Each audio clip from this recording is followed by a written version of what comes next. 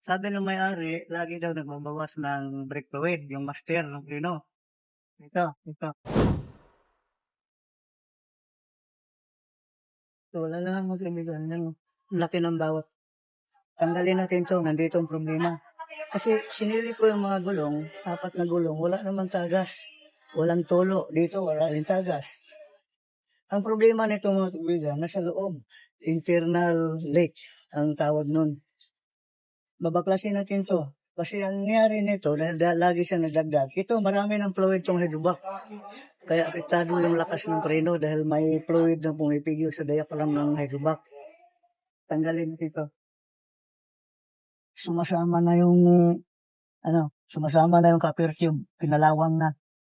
Di bale, kumpleto naman tayo sa gamit.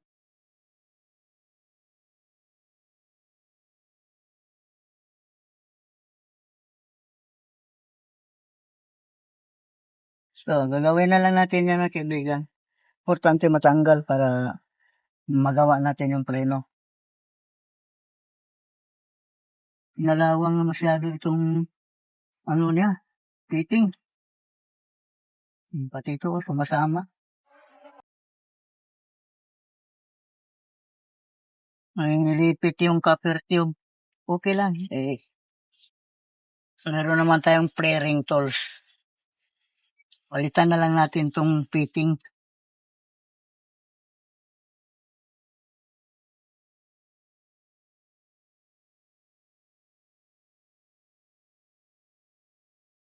Walang tagas sa mga bulong. Tapos lagi siya nagdagdag ng brake fluid.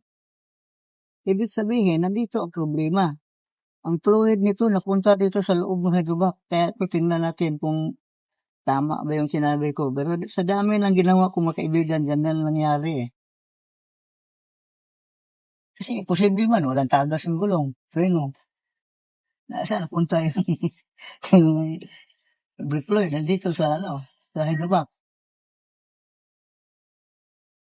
Tanggalin natin mga kaibigan. Kailangan natin itong mga check.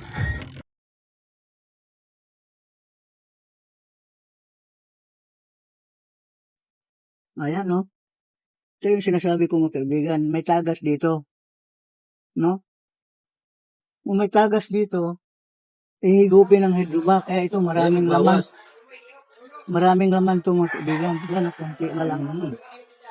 Ito mga kaibigan, ang hangin nito, ito na dahil to sa house na to galing sa intake manifold. Yan, intake manifold. Pag andar na makina, hihigop ng hangin yan. Kaya ang hangin nito, hindi papuno dito. Hindi. Pasip-sip sa mga kaibigan para gumana yung diaphragm ng hydrovac. Para pag preno mo, malakas ang preno, tapos malambot. Apakan. Kaya ito, apektado ang preno. Napansin niya, humihina ang preno. Dahil hindi na gumana ng maigi yung diaphragm nito dahil napipigilan ng brake fluid. Marami ng laman to. Kaya ito, tanggalin ko to para linisin ko. Sige, iba, tanggalin natin.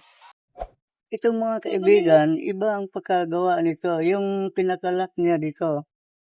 Yan, bubukuhin natin yan. Ito. Yan. 4 yan para lumabas. Di tulad ng ibang preno na may lock ring siya. Kailangan mo ng lumnos. Ito hindi eh. Ganyan din lang siya oh. Angat mo lang. Parang sa yung Nissan Sentra. Ganito yung Nissan Sentra mga kaibigan. Yung lock niya sinisikwat lang. Gumalaw na.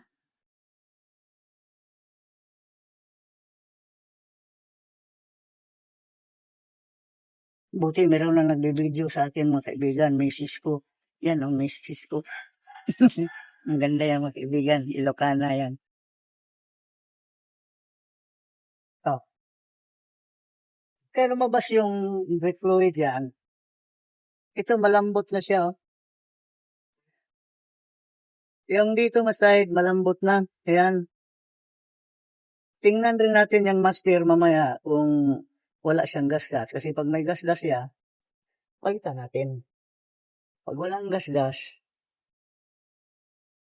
repair kit yung palitan natin.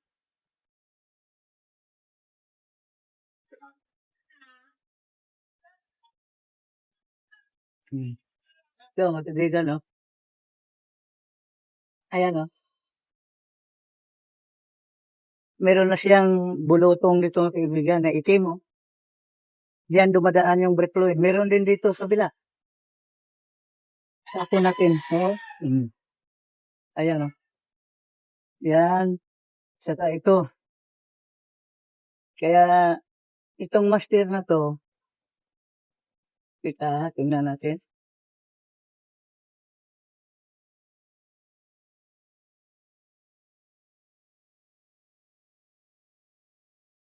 Di na makuha liha ito mga kaibigan. Malalim o. Pag ginanyan mo ganyan, malalim siya. Kaya kailangan siyang palitan. Sayang no. Maganda, kinis pa naman sana yung ibang ano niya, paligid. Ito lang. Kasi ito siya, yung primary piston, dito yan eh, nakaganyan. Nakaganyan siya. Dahil merong bulutong dito, kabilaan, tumataga siya dito ngayon. Kaya yung hydrovac, maraming laman yan dahil maraming beses na daw siya nagdagdag nito eh. Pabilihin natin may-ari. Sige, maraming salamat. Kalasin ko tayo gumakalilinisyon ko. Ito, mga kaibigan, tanggalin na natin to. Ang bigat, mabigat na siya. Tingnan natin dito. Ito mga kaibigan, oh, daming laman. Yan. Oh. Kaya nauubos yung fluid niya kahit walang tagas yung gulong kasi dito napunta sa hydrovac hinigo.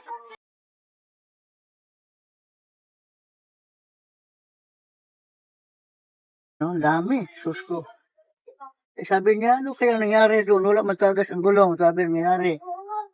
Anay karga ako ng brake fluid. Tinignan ko naman mga gulong, wala talagang tagas. Kaya alam ko na kung saan napunta ang fluid. Dito lang, wala nang iba.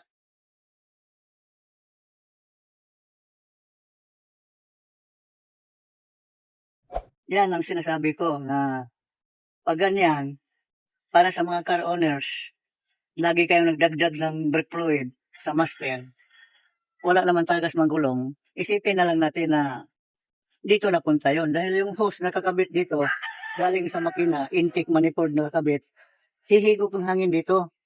Hihigop siya ng hangin para palambutin yung preno, gumana yung diaphragm.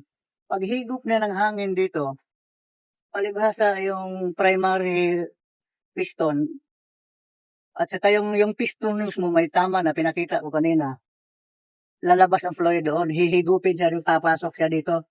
Ito, namaga na. Oh. Ayan. Namaga na.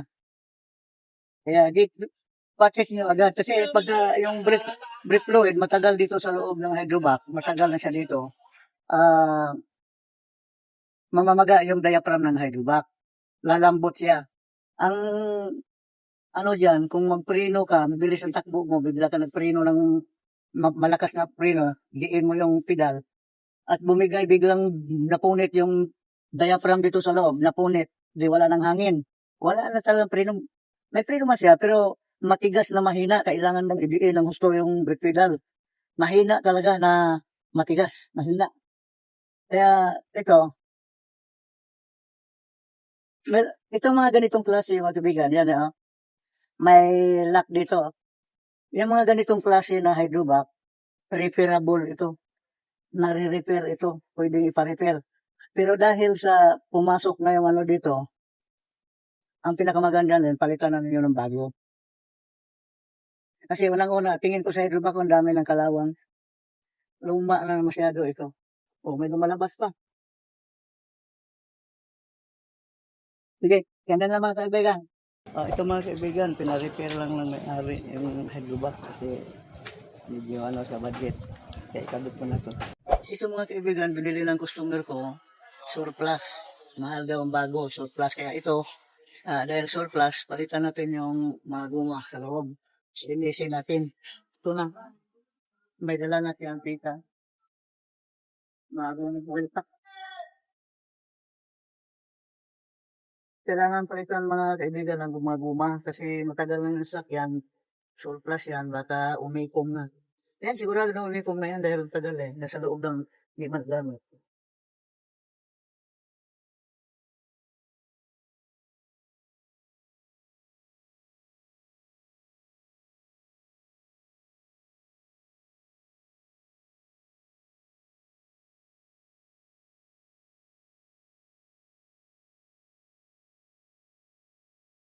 Para di kalawangan sa loob, lagyan timbre fluid. Ito, fluid.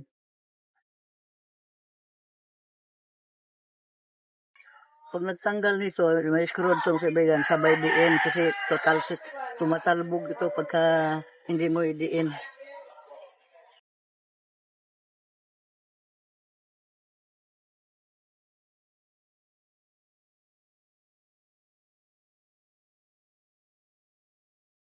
Tulad nito. Ito. Basta sa harap, kailangan merong kanal dito, yung ganyan.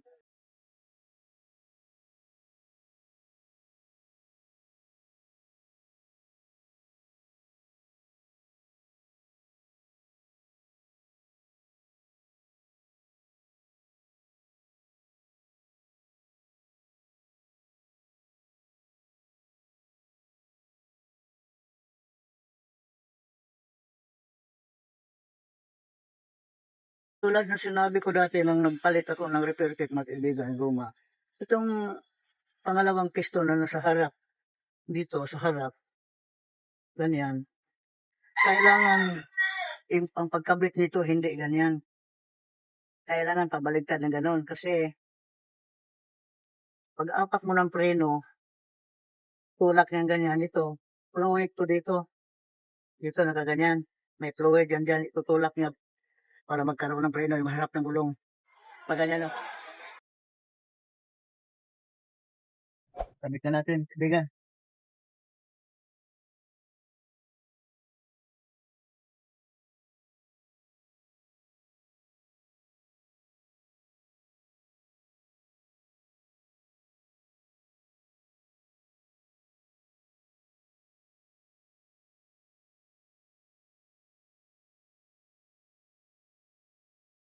So, kaibigan, lagyan natin brake fluid para mag-bleed tayo, para magkaroon natin ng preno. Pag mag-bleed mas bigan, sakit pa mo itong dalawa. Itong dalawang lagyan na ng fitting para madali siya magkaroon ng fluid sa loob. O sige, bumba. Firme! Meron na.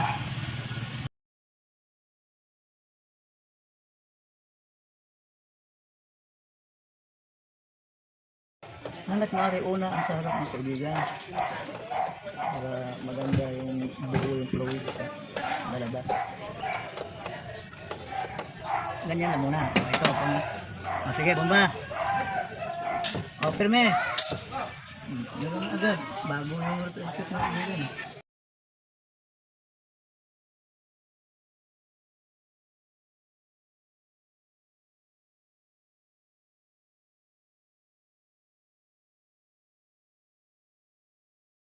Dagan muna natin fluid para di magkaroon ng hangin. Bumba. Firme.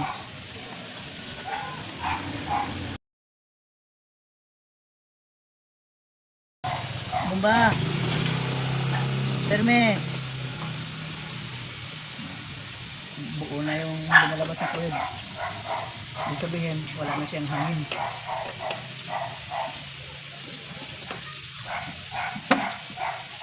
Punasan natin, pabumbahin natin yung nagbumba doon para makita natin dito kung wala bang leak. Bumba! Bumba.